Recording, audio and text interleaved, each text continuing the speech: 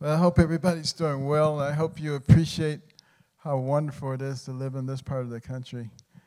You know, my wife and I have been to 68 different countries, and we've lived overseas.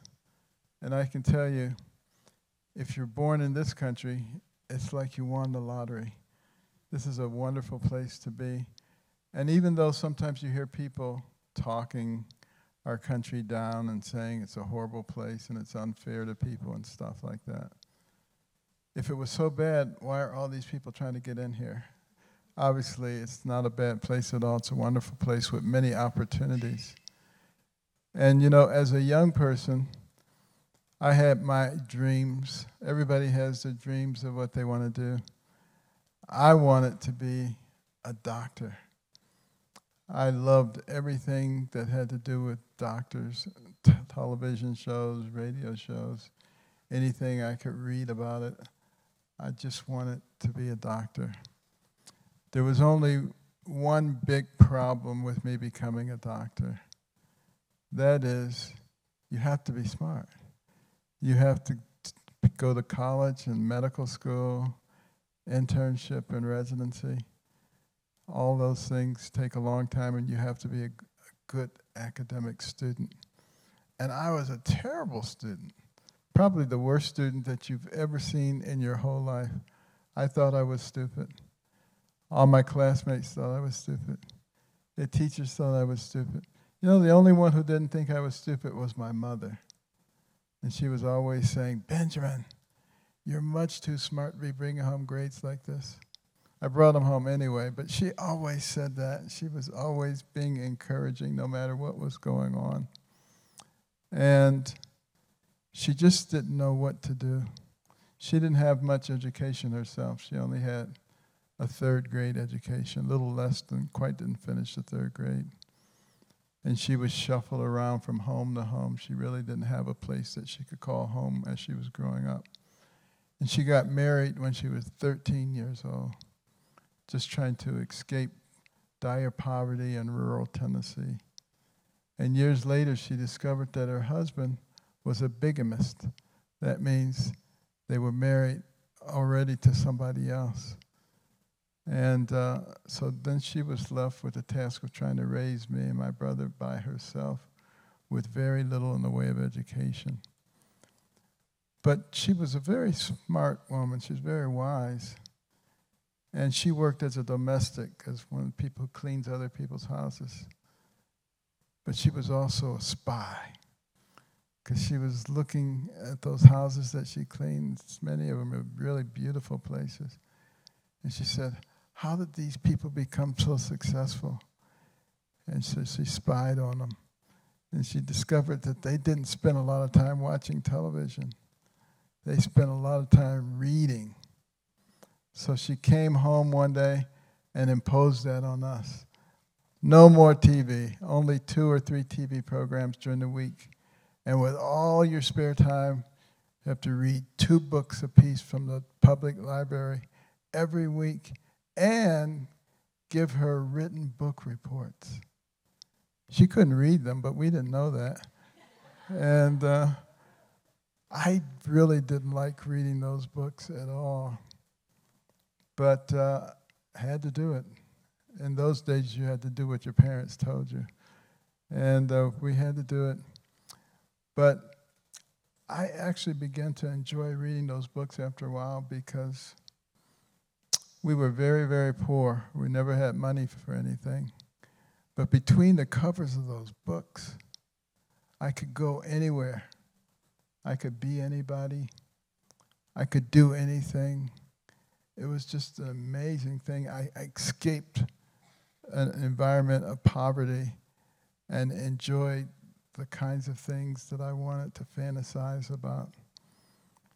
And I loved animals. And the first book I read was actually a book called Chip the Dam Builder. It was about a beaver. He was a really cool beaver. And I just loved that one so much I started reading all the other animal books. I read every animal book in the Detroit Public Library and learned a lot about animals. And then I started reading about plants and trees. And then I started reading about rocks because we lived near the railroad tracks. And what is there along the railroad tracks? Rocks. And I would collect boxes of rocks, bring them home, read about them. Still the dummy. Nobody knew about this. But pretty soon I could identify virtually any rock, tell you where it came from, how it was formed. And one day, Mr. Jake, the science teacher, walked in. He held up a big, black, shiny rock. He says, "Can anybody tell me what this is?" Well, I never raised my hand. I never answered any questions. But nobody else did, and I finally raised my hand, and everybody turned around. They said, "Carson's got his hand up. Oh, boy, this is going to be fun." And the teacher was shocked, and he said, "Benjamin?" I said, "Mr. Jake, that's obsidian." And there was silence in the room because it sounded good.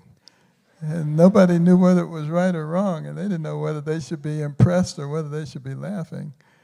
And finally, after he got over his shock, Mr. Jake said, "That's right. That is obsidian." And I said, "Obsidian is formed after a volcanic eruption, and the lava flows down and it hits the water. There's a supercooling process, and the elements coalesce, and the air is forced out. The surface." And they were all staring at me. They could not believe all this geological information spewing forth from the mouth of the dummy. But I was maybe most amazed because it dawned on me. I said, "You're not stupid at all." I said, "The reason you knew the answers and nobody else did is because you were reading those books." I said, "Aren't you tired of being called a dummy?" I said, "What if you read books about all your subjects? Can you imagine what the impact would be?" And from that point on, if I had 5 minutes, I was reading a book. Waiting for the bus, reading a book. On the bus, reading a book. In the bathroom, reading a book. It didn't matter where I was always reading. I got the nickname Bookworm.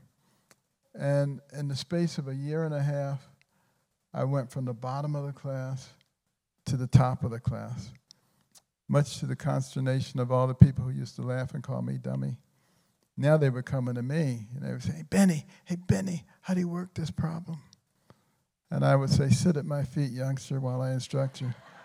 I was perhaps a little obnoxious, but it sure felt good to say that to those turkeys. But, here's the thing.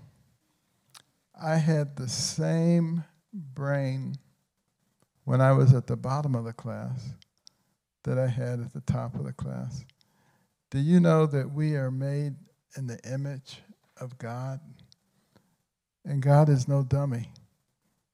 He's given us these incredible brains, billions and billions of neurons, hundreds of billions of interconnections. Your brain remembers everything you've ever seen, everything you've ever heard. It can process more than 2 million bits of information in 1 second. Think about that. And you can't overload the brain. Some people say, "Don't learn this, don't learn that, you'll overload your brain." You can't overload the human brain. If you learned one new fact every second, it would take you more than 3 million years to challenge the capacity of your brain. So you never really have to worry about that. Just be thinking about what you can do with those amazing brains that God has given us. And it's important to become a problem solver, to think of new ways to do things. I remember at one point, one of the obstetricians came to me, and he said, "Ben, I have this lady who's pregnant with twins, and one of the twins has a severe case of hydrocephalus, water on the brain, and it was causing the head to expand very quickly in the mother's womb, so quickly that it was going to put pressure on the other baby and on the uterus, and it would cause premature delivery before their lungs were developed, and they would both die." And he said, is it possible that you could do an operation on the baby with the hydrocephalus, with the water on the brain, while it's still in the mother's womb, and save the normal baby? I know you can't save the one with hydrocephalus, but you could save the good baby if there was something that could be done. Well, no one had done any operations on babies inside the baby's womb at that point, but there had been an article in the New England Journal of Medicine about intrauterine surgery, operating on babies while they were still in the mother's womb, and how that would be a thing of the future, that we just weren't ready for it.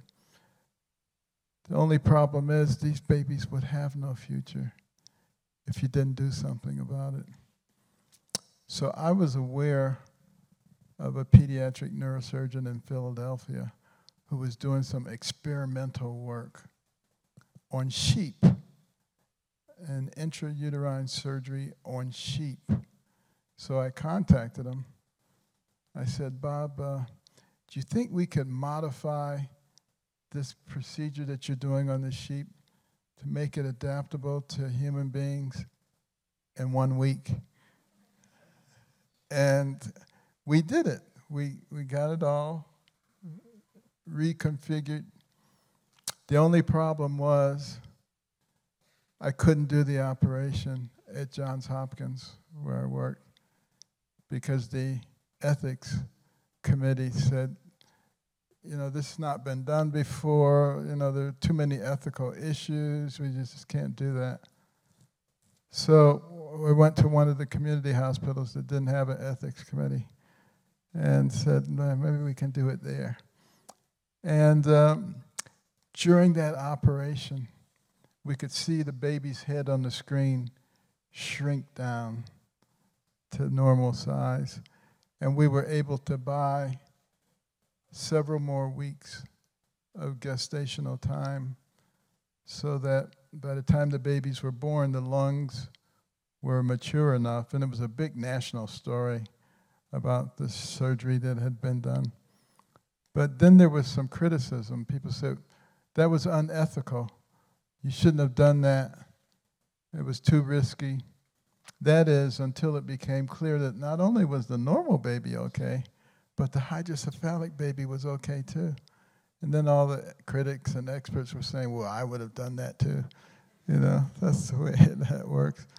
But many years later, my wife was at a banquet, and this beautiful, statuesque young woman comes up to her and says, are you Dr. Carson's wife? And she said, yes. And she said, your husband operated on me and my twin sister while we were still in our mother's womb. And there she was, a mature young lady who's able to take care of herself. And that's why I don't believe the people who say that what's in a mother's womb is a meaningless bunch of cells. It's a very important bunch of cells. It's a human being. And it's very important to recognize that God has a plan, and He has a plan for each one of us from the time that we're little babies, and even before the time that we're born, according to the book of Jeremiah in the Bible. It's pretty amazing. And His plan for me, I think, was medicine. And there was another little girl. She was from the state of Connecticut. And she was on the swing and fell off the swing and hit her head and had a seizure. And nobody got too excited. How many of you know what a seizure is? Let's see your hand. Just about everybody. That's good. That's when you lose control of the motor activities and the other activities in your body. And they just frequently begin to shake. And sometimes they lose consciousness. But they said she hit her head. It's a post-traumatic seizure. It probably won't happen again. But the next week, she had 2 seizures. And the next week, she had 3 seizures, and then 3 a day, and then 10 a day, and then 30 a day. And the doctors in Connecticut didn't know what to do. So they sent her to the doctors. in New York, and they didn't know what to do. They sent her to the doctors in Boston, and they didn't know what to do. But there was an old doctor there, and he said, she reminds me of somebody with Rasmussen's encephalitis. And he says, with that disease, the seizures get worse and worse no matter what you do, and pretty soon you'll have to put her in an institution, and then she will die. And there's nothing that anybody can do. But the parents were devastated. Their beautiful little girl, nothing you can do, institution, die. The mother would never say die. She went to the library, and she started reading everything she could about seizures and encephalitis. And she discovered some of the work that we were doing at Johns Hopkins with a procedure called cerebral hemispherectomy, where we can take out half the brain in children with seizures that can't be controlled in any other way, who fit the criteria. And so they brought the little girl down for an evaluation. My colleagues and I felt that she was actually a good candidate for the operation to take out the left half of her brain. But when I explained to the parents the risk of surgery, that she might not be able to talk, she might be paralyzed on one side, she might be in a coma, or she might die, they said, thank you, doctor, but no thank you. Because we couldn't live with ourselves if she died or she went in a coma and we didn't even get a chance to say goodbye to her. So they took the little girl's seizures and all back to Connecticut.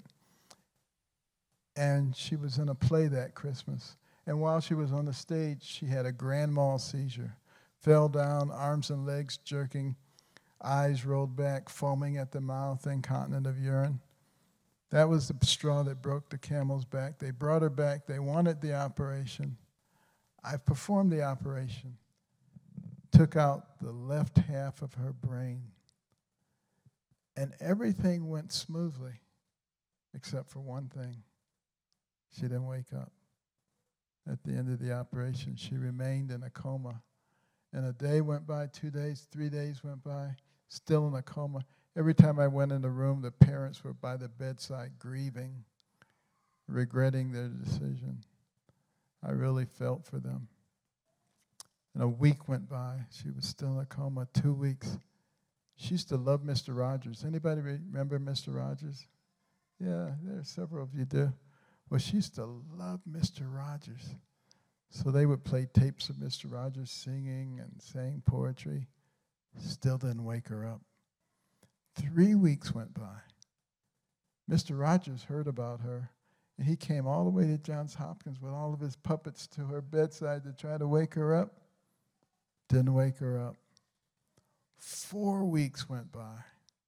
She was still in a coma.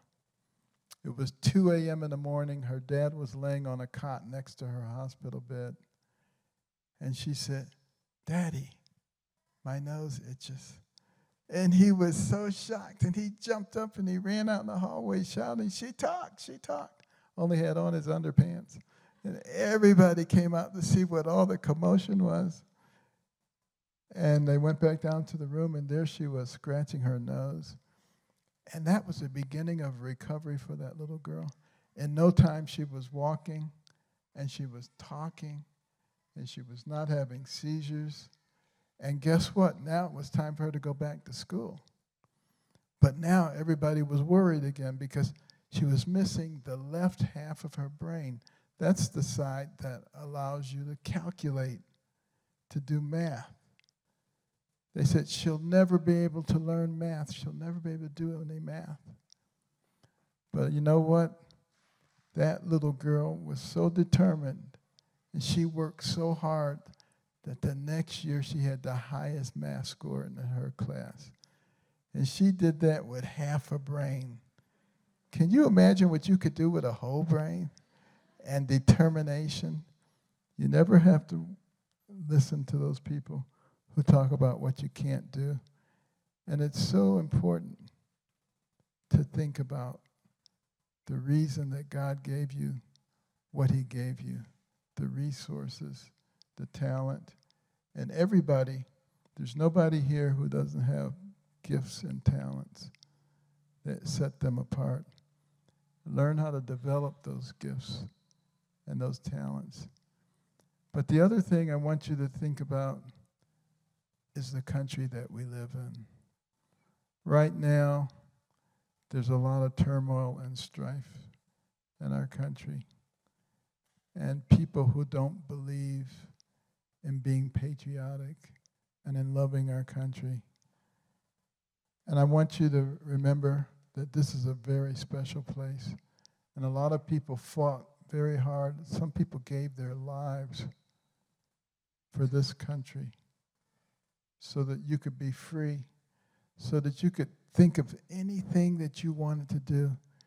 You could be a doctor, a lawyer, a businessman, an entrepreneur, almost anything.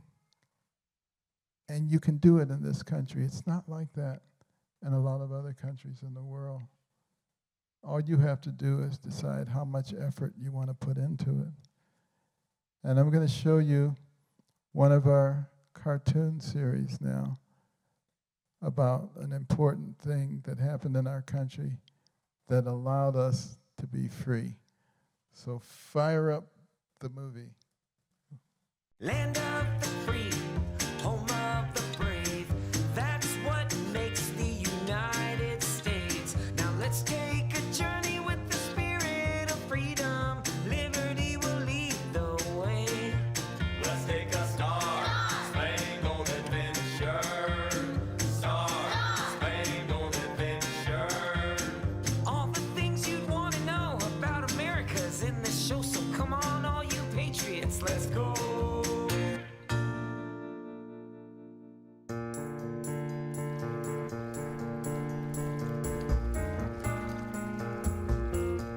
Trouble, sir? Reports say American troops are retreating towards Baltimore, heading our way. The British are pursuing them. We'll be ready, sir. That is why I had this flag made so large. I want every British ship and soldier to know that we are here and we are ready for them. Did he say that America's fighting the British again? Well, that's right.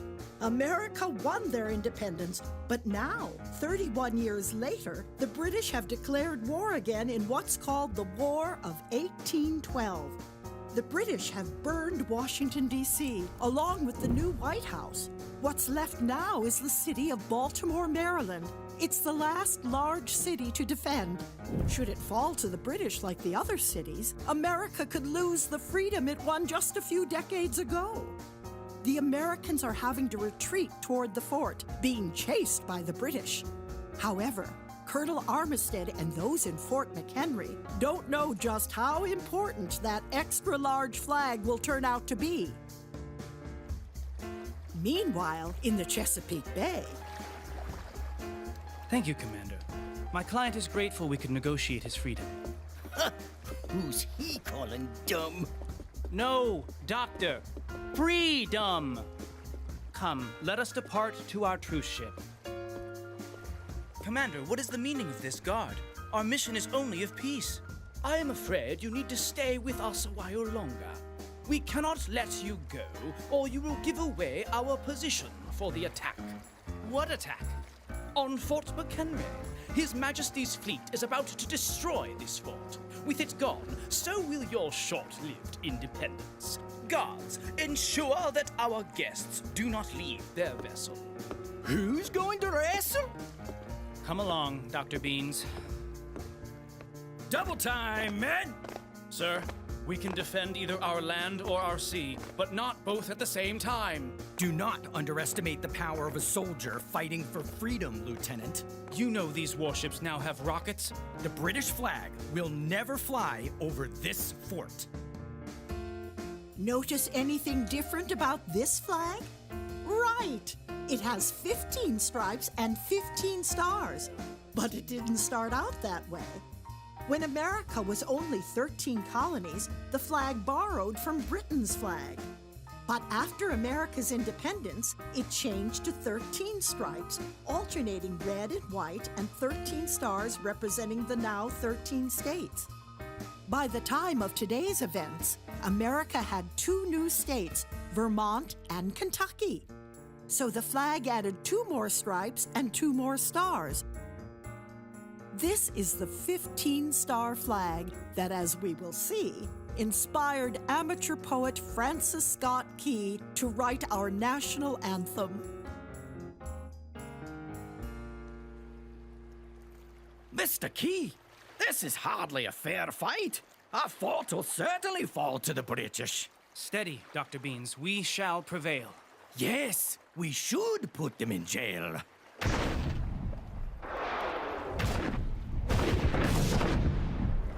Closer! We must get this ship closer!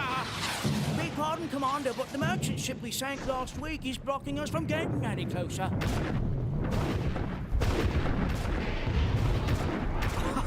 Their own treachery is protecting the fort! So, what do you see now?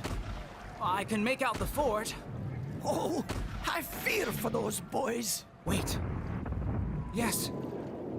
I see it. Our flag is still there. What about a bear? As long as that star-spangled banner waves, we are winning. Oh, say, can you see by the dawn's early light what so proudly we hailed at the twilight's last gleaming, whose broad stripes and bright stars through the perilous fight all the ramparts we watched were so gallantly streaming, and the rockets' red glare, the bombs bursting in air, gave proof through the night that our flag was still there.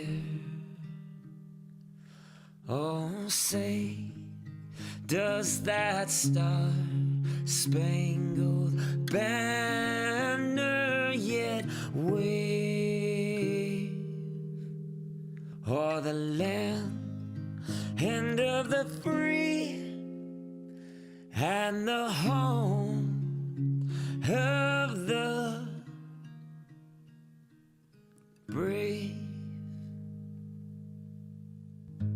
Yes, the American flag was still there, along with America's freedom still protected. This battle turned the tide of the war. Soon after, the British packed up and went back home. They will never go to war again against America, and later they become allies and friends.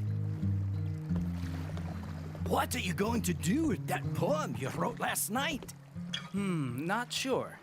I called it Defense of Fort McHenry. It might make a good song. I think I'll show it to a friend of mine who publishes music. Maybe a few people will sing it. But you need a bell to ring it. Well, I should say, more than just a few people do begin to sing his song that later is called the Star-Spangled Banner.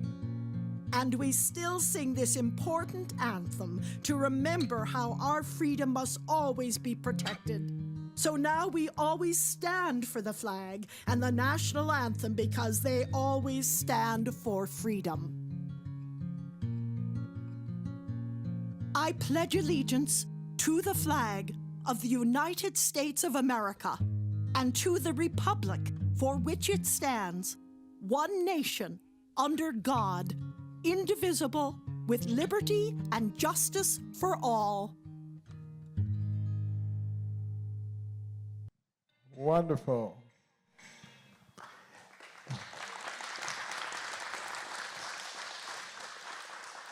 And I believe we have some books for the students, and it's called Red, White, and Blue, Our Flag Matters to Me and You.